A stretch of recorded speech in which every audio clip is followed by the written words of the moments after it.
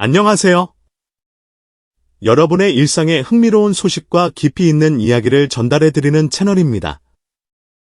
오늘은 한때 많은 사랑을 받았던 인물의 안타까운 소식, 바로 트로트 가수 김호중 씨의 음주 뺑소니 사건 항소심 결과에 대해 자세히 이야기 나눠보려 합니다. 대중의 기대를 한몸에 받았던 스타가 어쩌다 법의 심판대 앞에 서게 되었는지, 그 과정과 결과를 면밀히 살펴보겠습니다. 꺼지지 않는 논란의 불씨. 김호중, 항소심에서도 실형 선고.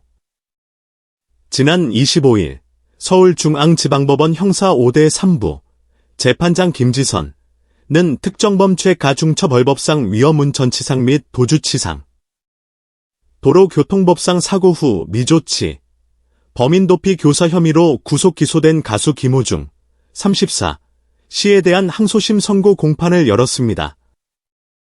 많은 이들의 관심이 집중된 가운데 재판부는 1심과 동일하게 징역 2년 6개월이라는 실형을 선고하며 검찰과 김 씨 측의 항소를 모두 기각했습니다. 이는 법원이 김 씨의 죄질을 결코 가볍게 보지 않고 있음을 다시 한번 확인시켜준 결과였습니다. 만취 상태의 질주. 그날 밤의 진실은? 재판부는 판결 이유를 설명하며 김 씨가 사고 당시 명백히 음주 상태였음을 여러 증거를 통해 인정했습니다. 국립과학수사연구원의 보행상태 감정 결과, 사건 관계자들과의 통화 내용, 사고 발생 전후의 정황 등을 종합적으로 고려했을 때 김 씨가 상당한 양의 술을 마신 상태에서 운전대를 잡았다는 사실이 명확하다고 판단한 것입니다. 재판부는 단순히 휴대전화를 조작하다 벌어진 실수가 아니다라고 선을 그으며 음주로 인해 정상적인 주의력과 판단력이 현저히 저하된 상태에서 위험천만한 운전을 감행하다 사고를 낸 것으로 보인다고 밝혔습니다.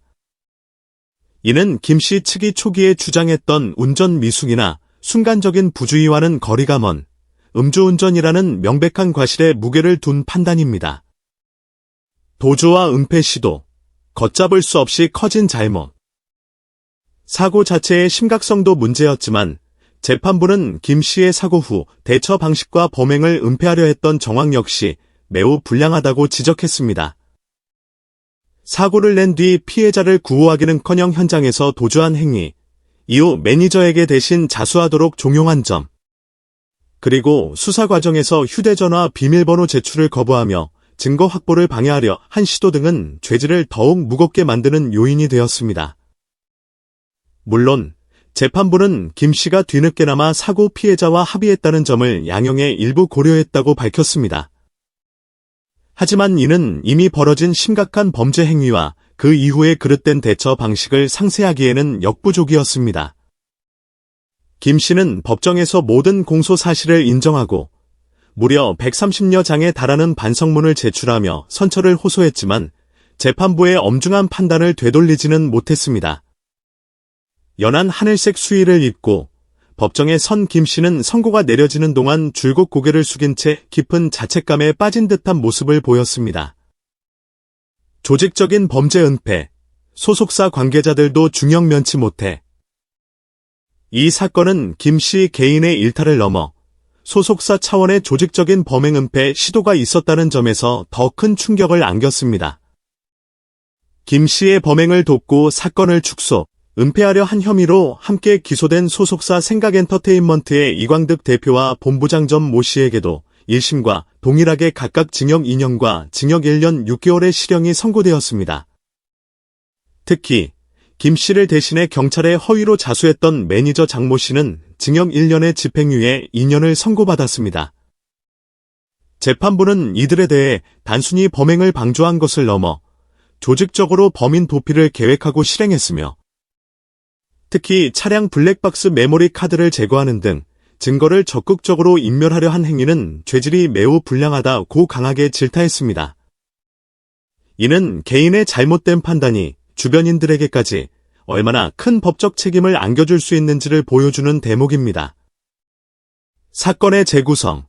2023년 5월 9일 밤 압구정동에서 벌어진 일. 사건은 지난해 5월 9일 밤 11시 40분경으로 거슬러 올라갑니다.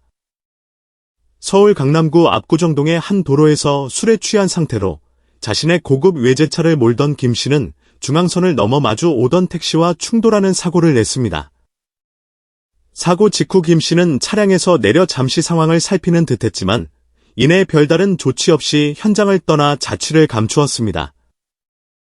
이후 김 씨와 소속사는 치밀하게 계획된 듯한 움직임을 보였습니다. 사고 발생 약 3시간 뒤인 다음 날 새벽, 김 씨의 매니저가 자신이 운전하다 사고를 냈다며 경찰에 허위로 자수했습니다. 또한 김 씨는 사고 직후 경기도의 한 호텔로 이동했으며 이후 편의점에서 캔맥주를 구입하는 모습이 CCTV에 포착되기도 했습니다. 이는 음주 측정을 피하기 위한 의도적인 추가 음주가 아니냐는 강한 의혹을 불러일으켰습니다.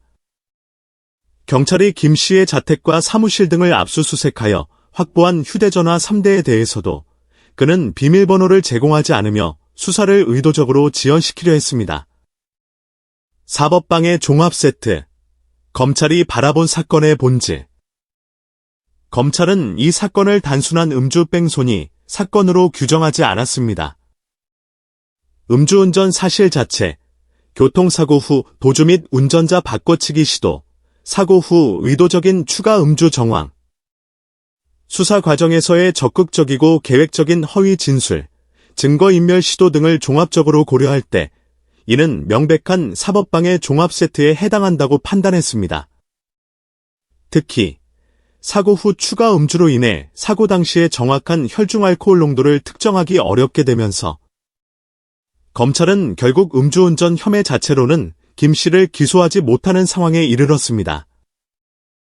이는 법망을 교묘히 빠져나가려 했던 시도가 오히려 더 큰 법적 책임을 불러온 아이러니한 결과를 낳았습니다. 1심 재판부 역시 판결 당시 피고인은 사회적으로 상당한 영향력을 가진 공인임에도 불구하고 음주운전을 하다가 인명 및 재산 피해를 발생시킨 교통사고를 내고도 아무런 구호 조치 없이 무책임하게 도주했으며 심지어 매니저에게 허위 자수를 종용하여 국가의 형사사법 기능을 심각하게 저해했다고 지적하며 이로 인해 초동 수사에 상당한 혼선이 초래되었고 경찰의 수사력 역시 불필요하게 낭비되었다고 강하게 질책한 바 있습니다. 항소심 재판부 역시 이러한 1심의 판단을 대부분 유지하며 김 씨의 행위에 대한 엄중한 책임을 물은 것입니다. 한순간의 잘못된 선택과 그릇된 대처가 한 사람의 인생뿐만 아니라 주변 사람들, 그리고 그를 사랑했던 팬들에게까지 얼마나 큰 상처와 실망을 안겨줄 수 있는지를 여실히 보여준 사건입니다. 김호중 씨는 항소심 판결에 불복하여 상고할 가능성도 남아있지만 이번 판결은 우리 사회의 음주운전과 범행은폐 시도가 결코 용납될 수 없는 중대한 범죄임을 다시 한번 각인시키는 계기가 되었습니다. 법의 심판은 계속되겠지만 그가 진정으로 반성하고 책임감 있는 자세를 보여줄 수 있을지는 앞으로 지켜봐야 할 것입니다. 오늘 준비한 이야기는 여기까지입니다. 여러분은 이번 사건에 대해 어떻게 생각하시나요? 자유롭게 댓글로 의견을 남겨주세요. 영상이 유익하셨다면 구독과 좋아요, 알림 설정까지 부탁드립니다. 다음에도 더 깊이 있는 소식으로 찾아뵙겠습니다.